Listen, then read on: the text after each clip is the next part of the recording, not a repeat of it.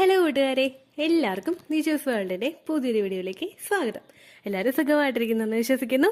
ഞങ്ങളിവിടെ സുഖമായിട്ടിരിക്കുകയാണ്.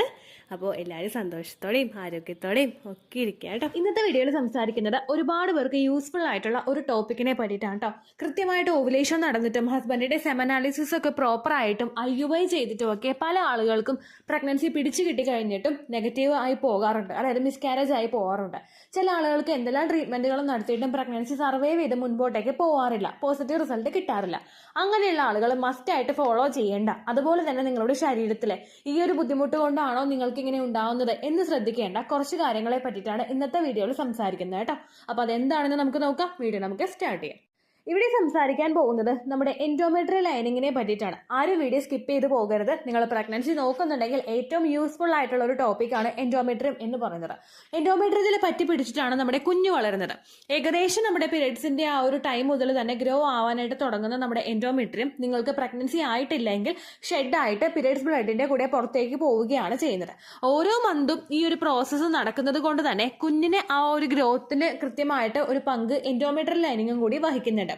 Endometrial lining തിന്നായി പോകുന്നുണ്ടെങ്കിൽ, അതായത് ഏകദേശം ഒരു 7 to 8 mm നമുക്ക് ഈ ഒരു എൻഡോമെട്രിയൽ ലൈനിങ്ങിന്റെ തിക്നെസ് വേണ്ടത്. ഈ തിക്നെസ് വളരെ കുറവാണെങ്കിൽ 7നേക്കാളും താഴെയായിട്ടാണ് എൻഡോമെട്രിയൽ ലൈനിങ്ങിന്റെ പ്രോപ്പർ ആയിട്ടുള്ള തിക്നെസ് നിങ്ങൾക്ക് വരുന്നതെങ്കിൽ അവിടെ പിടിച്ച് കുഞ്ഞിന് വളരാനായിട്ട് സിറ്റുവേഷൻ ഉണ്ടാവില്ല.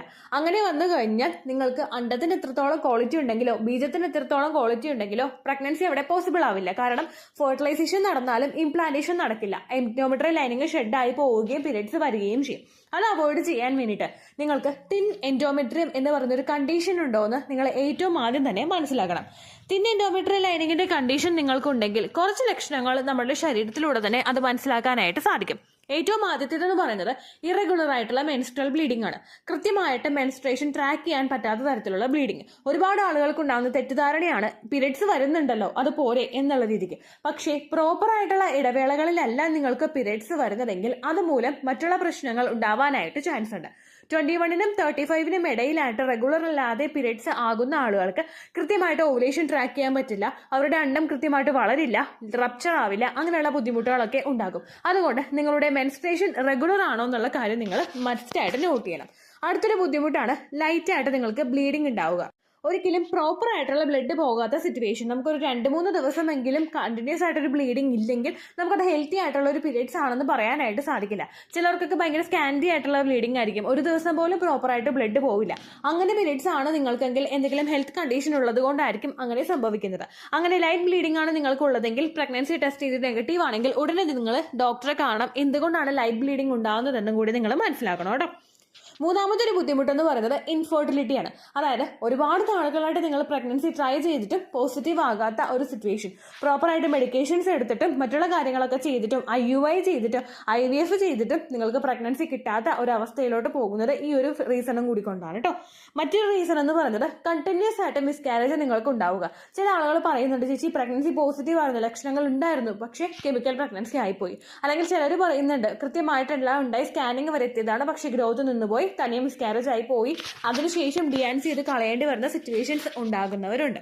അതുകൊണ്ട് കണ്ടിന്യൂസ് ആയിട്ട് നിങ്ങൾക്ക് മിസ്കാരേജ് ഉണ്ടാകുന്നുണ്ടെങ്കിലും നിങ്ങൾ ഡോക്ടറെ സമീപിക്കണം. തിൻ എൻഡോമെട്രിയം ആണോ നിങ്ങളുടെ പ്രശ്നമെന്ന് നിങ്ങൾ മനസ്സിലാക്കണം കേട്ടോ. അപ്പോൾ ഇതിനെ നമുക്കുണ്ടാകുന്നതിനുള്ള കാരണങ്ങൾ എന്തൊക്കെയാണെന്ന് നോക്കാം. അതായത് ആർക്കൊക്കെ തിൻ എൻഡോമെട്രിയം എന്ന് പറയുന്നൊരു കണ്ടീഷൻ വരുമെന്ന് നമുക്ക് നോക്കാം.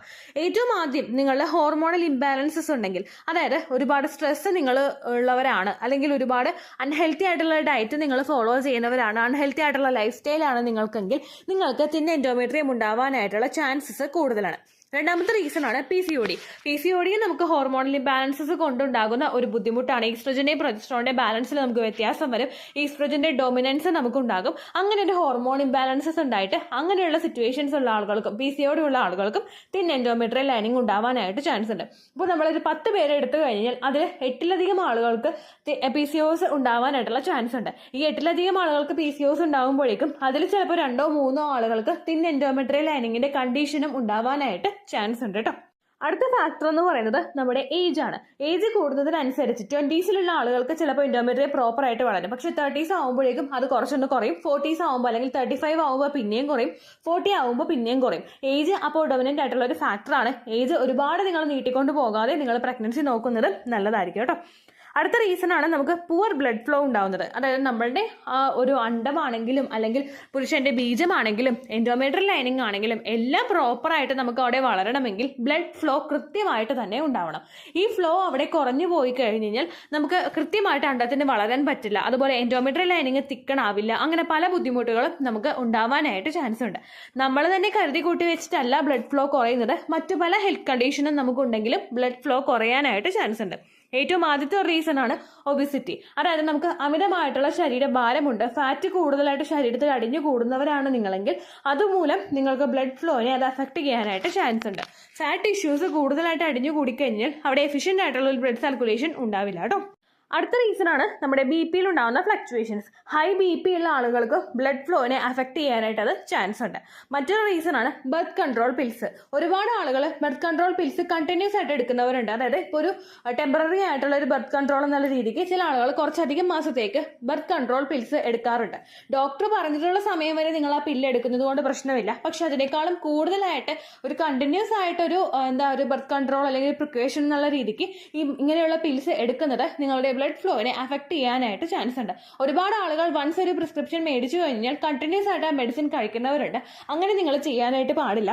ബർത്ത് കൺട്രോളിന്റെ എന്തെങ്കിലും ഒരു മെഡിസിൻ നിങ്ങൾ എടുക്കുന്നുണ്ടെങ്കിൽ, ഈവൻ PCOD വേണ്ടിയിട്ടാണെങ്കിലും നിങ്ങൾ എടുക്കുന്നുണ്ടെങ്കിൽ അത് എത്ര നാളത്തേക്ക് എടുക്കണമെന്ന് വിശദമായി നിങ്ങളുടെ ഡോക്ടറോട് തന്നെ ചോദിച്ച് മനസ്സിലാക്കുക.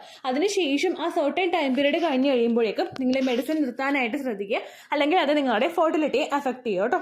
അടുത്ത ഫാക്ടറാണ് ഫൈബ്രോയിഡ്. നമ്മുടെ യൂട്രസിൽ എന്തെങ്കിലും ഫൈബ്രോയിഡ് ഉണ്ടെങ്കിൽ എൻഡോമെട്രിയൽ ലൈനിങ് പ്രോപ്പർ ആയിട്ട് വളരുന്നതിനെ അത് അഫക്റ്റ് ചെയ്യാനായിട്ട് ചാൻസ് ഉണ്ട്. അപ്പോൾ ഫൈബ്രോയിഡ് ഉള്ള ആളുകൾ സ്കാനൊക്കെ ചെയ്യുമ്പോഴേക്കും എൻഡോമെട്രിയൽ ലൈനിങ്ങിന്റെ തിക്നെസ്സും അതുപോലെ ഞാൻ ഈ പറഞ്ഞിട്ടുള്ള ലക്ഷണങ്ങൾ നിങ്ങൾക്കുണ്ടോ എന്നുള്ള കാര്യം കൂടി നിങ്ങൾ മോണിറ്റർ ചെയ്യണം കേട്ടോ. അടുത്തതായിട്ട് ഇങ്ങനെയുള്ള ഒരു കണ്ടീഷൻ നിങ്ങൾക്ക് ഓൾറെഡി ഉണ്ടെന്ന് ഡയഗ്നോസ് ചെയ്ത ആളുകളും ഒരുപാട് നാളുകളായിട്ട് ട്രീറ്റ്മെന്റുകൾ എടുത്തിട്ടും പ്രഗ്നൻസി കിട്ടാത്ത ആളുകളും ഡയറ്റിൽ ഇൻക്ലൂഡ് ചെയ്യേണ്ട കുറച്ച് ഭക്ഷ്യവസ്തുക്കളുണ്ട്. അതെന്തൊക്കെയാണെന്ന് നമുക്ക് നോക്കാം. എല്ലാർജിനിൻ കണ്ടന്റ് അടങ്ങിയിട്ടുള്ള ഫുഡ് വേണം നിങ്ങൾ കൂടുതലായിട്ട് ഈ ഒരു കണ്ടീഷനുള്ളവർ എടുക്കാനായിട്ട്. റെഡ് മീറ്റ്, അതായത് നമ്മളുടെ റെഡ് കളറിലുണ്ടാവുന്ന മാംസങ്ങൾ എടുക്കുന്നത് നല്ലതാണ്. അതുപോലെ ഫിഷ് കഴിക്കുന്നത് നല്ലതാണ്. റെഡ് മീറ്റ് കഴിക്കുന്നത് നല്ലതാണെന്ന് വിചാരിച്ചിട്ട് കൂടുതൽ എടുക്കേണ്ട, കുറഞ്ഞ അളവിൽ. അതായത് ഒരു ദിവസം നിങ്ങളിപ്പോൾ എന്തെങ്കിലും മേടിക്കുന്നുണ്ടെങ്കിൽ അതിന്റെ ചെറുതായിട്ടുള്ള ഒരു പോർഷൻ നിങ്ങൾ എടുക്കാനായിട്ട് ശ്രദ്ധിക്കുക. ഒരു നേരം കഴിക്കാനായിട്ട് ശ്രദ്ധിക്കുക. അതാണ് ഉദ്ദേശിച്ചത്. അതുപോലെ ഫിഷ് ആണെങ്കിലും നല്ല ഫിഷ് കഴിക്കാനായിട്ട് ശ്രദ്ധിക്കുക. ഒരുപാട് നാളുകൾ വെള്ളത്തിൽ കിടന്ന നല്ല വലിയ ഫിഷ് കഴിക്കുന്നതിനേക്കാളും നല്ലത് ചെറു മത്സ്യങ്ങൾ കഴിക്കുന്നതാണ് കേട്ടോ. അടുത്തൊരു കണ്ടീഷൻ, അടുത്തതായിട്ട് നിങ്ങൾക്ക് എടുക്കാൻ സാധിക്കുന്നത് വിറ്റമിൻ ഇയുടെ കണ്ടന്റ് അടങ്ങിയിട്ടുള്ള ഭക്ഷണങ്ങളാണ്. ഫോർ എക്സാമ്പിൾ ബദാം കഴിക്കുക, സൺഫ്ലവർ സീഡ് എടുക്കുക, അവോക്കാഡോ, ബീറ്റ്റൂട്ട്, ഇതെല്ലാം നല്ലതാണ്. അതുപോലെ ഫ്രൂട്ട്സിന്റെ കാറ്റഗറിയിലോട്ട് നമ്മൾ വരുമ്പോഴേക്കും മാതള നാരങ്ങ, ഓറഞ്ച്, അതുപോലെ ലെമൺ, വാട്ടർമെലൺ, ഇതെല്ലാം നല്ലതായിരിക്കും. അതുപോലെ തന്നെ നൈട്രിക് ഓക്സൈഡിന്റെ കണ്ടന്റ് കൂടുതലായിട്ട് അടങ്ങിയിട്ടുള്ള നമ്മുടെ മാതള നാരങ്ങയൊക്കെ എടുക്കുന്നത് ബ്ലഡ് സർക്കുലേഷൻ പ്രോപ്പർ ആയിട്ട് നടക്കുന്നതിനും വെസലിന്റെ ആ ഒരു പെർഫോമൻസ് ഒക്കെ ഇൻക്രീസ് ചെയ്യുന്നതിനും വേണ്ടിയിട്ട് ഇത് സഹായിക്കുന്നുണ്ട് കേട്ടോ. അടുത്തതായിട്ട് നിങ്ങൾ ചെയ്യേണ്ട കാര്യം സ്ട്രെസ് റിഡ്യൂസ് ചെയ്യാൻ വേണ്ടിയിട്ടുള്ള കാര്യങ്ങൾ നോക്കുക. ഒരുപാട് ഞാൻ ടോപ്പിക്ക് തുടങ്ങിയപ്പോൾ തന്നെ പറഞ്ഞു, ഈ ഒരു കണ്ടീഷൻ ഉണ്ടാവാനായിട്ടുള്ള ഒരു പ്രധാനപ്പെട്ട റീസൺ നമ്മുടെ സ്ട്രെസ് കൂടുന്നതാണ്. അതുകൊണ്ട് കഴിവതും അത് റിഡ്യൂസ് ചെയ്യാനായിട്ട് ശ്രദ്ധിക്കുക. ഒരു കുഞ്ഞുണ്ടാകാത്തത് കൊണ്ടുള്ള ടെൻഷനെ മാത്രമല്ല സ്ട്രെസ് എന്ന് പറയുന്ന ഒരു കാറ്റഗറിയിൽ പെടുത്തുന്നത്. അത് മാത്രമല്ല ഫെർട്ടിലിറ്റി എഫക്ട് ചെയ്യുന്നത്. നിങ്ങൾക്ക് ലൈഫിൽ മറ്റേതെങ്കിലും ടെൻഷൻ ഉണ്ടെങ്കിൽ, വർക്ക് പ്രഷർ ആണെങ്കിലും അല്ലെങ്കിൽ പഠിച്ചുകൊണ്ടിരിക്കുന്ന ആളുകൾക്ക് ഉണ്ടാകുന്ന ടെൻഷൻ ആണെങ്കിലും, ഇൻലോസിന്റെ ഇടയിലോ നിങ്ങൾ പാർട്ട്നേഴ്സിന്റെ ഇടയിലോ ഉണ്ടാകുന്ന എന്തെങ്കിലും സ്ട്രെസ് ആണെങ്കിലും അതും നിങ്ങളുടെ ഫെർട്ടിലിറ്റിയെ എഫക്ട് ചെയ്യാനായിട്ട് ചാൻസ് ഉണ്ട്. സ്ട്രെസ് കൂടുമ്പോൾ നമുക്ക് ഒരുപാട് ശരീരത്തിൽ വ്യത്യാസങ്ങൾ ഉണ്ടാകും.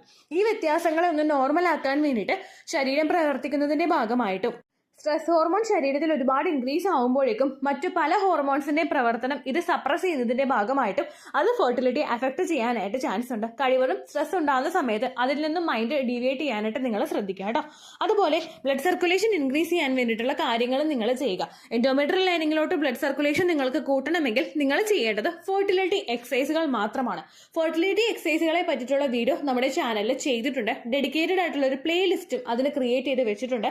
ദിജോസ് വേൾഡ് എന്ന് നമ്മുടെ ചാനൽ നിങ്ങൾ സെർച്ച് ചെയ്തതിന് ശേഷം കമ്മ്യൂണിറ്റി ടാബിൽ, അതായത് ആ ഒരു ടാബിന്റെ ഓപ്ഷനിൽ നിങ്ങൾക്ക് പ്ലേലിസ്റ്റ് ഉണ്ടാകും. അതിൽ ഫെർട്ടിലിറ്റി എക്സസൈസ് എന്ന് പറയുന്ന പ്ലേലിസ്റ്റ് നിങ്ങൾ വാച്ച് ചെയ്ത് കഴിഞ്ഞാൽ അതുമായിട്ട് റിലേറ്റഡ് ആയിട്ടുള്ള എക്സസൈസ് നിങ്ങൾക്ക് കാണാനായിട്ട് സാധിക്കും. അതല്ലാത്ത ബാക്കിയുള്ള എക്സസൈസ് ചെയ്യുന്നതുകൊണ്ട് കാര്യമില്ല. ഇതാകുമ്പോൾ ഡയറക്റ്റ് നിങ്ങളുടെ ഒരു ഫെർട്ടിലിറ്റി വർദ്ധിപ്പിക്കാൻ വേണ്ടിയിട്ട് ഇത് സഹായിക്കും. അങ്ങനെയുള്ള എക്സസൈസുകൾ നിങ്ങൾ ചെയ്യാനായിട്ട് ശ്രദ്ധിക്കുക. For example leg up the ball exercise, butterfly exercise, Malasana exercise, bridge pose, ഇതെല്ലാം നല്ലതാണ് കേട്ടോ. അടുത്തതായിട്ട് നിങ്ങൾക്ക് ചെയ്യാൻ പറ്റുന്ന ടിപ്പാണ് castor oil pack. Castor oil pack നിങ്ങൾ ശരീരത്തിൽ അപ്ലൈ ചെയ്ത് കൊടുക്കുമ്പോഴേക്കും അതിനെപ്പറ്റി ഡീറ്റെയിൽഡ് ആയിട്ട് ഞാൻ പറയുന്നില്ല. The juice world castor oil pack എന്ന് നിങ്ങൾ സെർച്ച് ചെയ്ത് കഴിഞ്ഞാൽ നിങ്ങൾക്ക് ആ വീഡിയോ ലഭിക്കുന്നതായിരിക്കും. അതിൽ ഞാൻ പറഞ്ഞിട്ടുണ്ട് നമ്മുടെ വയറിൽ ആവണക്കെണ്ണ ഇട്ടിട്ട് ഹോട്ട് ബാഗ് വെച്ചിട്ട് ചൂട് പിടിക്കുന്ന ഒരു മെത്തേഡാണത്. ഇത് നിങ്ങൾ ചെയ്യുമ്പോഴേക്കും ബ്ലഡ് സർക്കുലേഷൻ ഭയങ്കര എഫക്റ്റീവായിട്ട് റീപ്രൊഡക്റ്റീവ് ഓർഗൻസിലോട്ട് എത്തുന്നതിന് വേണ്ടിയിട്ട് അത് സഹായിക്കും കേട്ടോ. അത്തരത്തിൽ നിങ്ങൾക്ക് ചെയ്യാവുന്നതാണ്. ഇതെല്ലാം നിങ്ങളുടെ എൻഡോമെട്രിയൽ ലൈനിങ് പ്രോപ്പറായിട്ട് തിക്കണാവാൻ നിങ്ങളെ സഹായിക്കുന്നവയാണ്. അത് നിങ്ങൾ കൃത്യമായിട്ട് ചെയ്യാനായിട്ട് ശ്രദ്ധിക്കുക കേട്ടോ. ഇത്രയേ ഉള്ളൂ വീഡിയോ.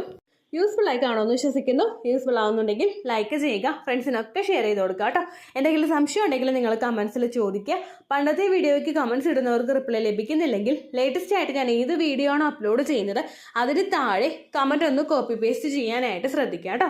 അതുപോലെ ഓവുലേഷൻ ഡേറ്റ് കാൽക്കുലേറ്റ് ചെയ്ത് തരാനായിട്ട് റിക്വസ്റ്റ് ചെയ്യുന്ന ആളുകൾ എത്രയാണോ സൈക്കിൾ ലെങ്ത് അത് മെൻഷൻ ചെയ്യാനായിട്ട് ശ്രദ്ധിക്കുക. സൈക്കിൾ ലെങ്ത് എന്നതുകൊണ്ട് ഉദ്ദേശിച്ചത് ഓരോ മാസവും എത്ര ദിവസം കൂടുമ്പോഴാണോ ബ്ലീഡിങ് വരുന്നത് അതാണ് സൈക്കിൾ ലെങ്ത്. കഴിഞ്ഞ മാസം ഒരു 8-ാം തീയതിയാണ് ബ്ലീഡിങ് ആയതെങ്കിൽ ഈ മാസം 6-ാം തീയതിയാണ് ബ്ലീഡിങ് ആയതെങ്കിൽ കഴിഞ്ഞ മാസം 8-ാം തീയതി മുതൽ ഈ മാസം 6-ാം തീയതി വരെ എത്ര ദിവസമുണ്ടോ അത് കാലണ്ടറിൽ എണ്ണി തിട്ടപ്പെടുന്നതാണ് നിങ്ങളുടെ സൈക്കിൾ ലെങ്ത്. സൈക്കിൾ ലെങ്ത് നമ്മൾ കൃത്യമായിട്ട് കാൽക്കുലേറ്റ് ചെയ്യുകയാണെങ്കിൽ ഓവുലേഷൻ ഡേറ്റ് എളുപ്പത്തിൽ കണ്ടുപിടിക്കാൻ വേണ്ടിയിട്ട് ഒരുപാട് ആപ്ലിക്കേഷൻസും ഒരുപാട് ഓൺലൈൻ ആയിട്ടുള്ള വെബ്സൈറ്റുകളും ഇന്ന് നമുക്ക് അവൈലബിൾ ആണ്. പ്ലേ സ്റ്റോറിൽ പോയിട്ട് ഓൺലൈൻ ഓവുലേഷൻ ട്രാക്കർ എന്ന് ടൈപ്പ് ചെയ്ത് കഴിഞ്ഞാൽ നിങ്ങൾക്ക് അതുമായിട്ട് ബന്ധപ്പെട്ടിട്ടുള്ള ആപ്ലിക്കേഷൻസ് കിട്ടും.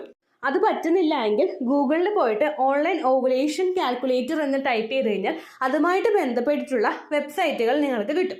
അതിൽ നിങ്ങളുടെ ലാസ്റ്റ് മന്തിലെ മെൻസ്ട്രേഷൻ്റെ ഡേറ്റും ഒപ്പം ഞാൻ ഈ പറഞ്ഞ രീതിക്ക് നിങ്ങൾ കാൽക്കുലേറ്റ് ചെയ്യുന്ന സൈക്കിൾ ലെങ്ത്തും എൻ്റർ ചെയ്ത് കൊടുക്കുകയാണെങ്കിൽ നിങ്ങൾക്ക് കൃത്യമായിട്ട് ഓവുലേഷൻ ഡേറ്റ് കണ്ടുപിടിക്കാനായിട്ട് സാധിക്കും. ഫെർട്ടൈൽ ടൈം പീരീഡും നിങ്ങൾക്ക് കിട്ടും. അതായത് എത്ര ദിവസം മുതൽ കോൺടാക്ട് ചെയ്ത് തുടങ്ങിക്കഴിഞ്ഞാൽ നിങ്ങൾ പ്രഗ്നൻ്റ് ആകും എന്നുള്ളൊരു ഡേറ്റും നിങ്ങൾക്ക് പ്രോപ്പറായിട്ട് കിട്ടും കേട്ടോ.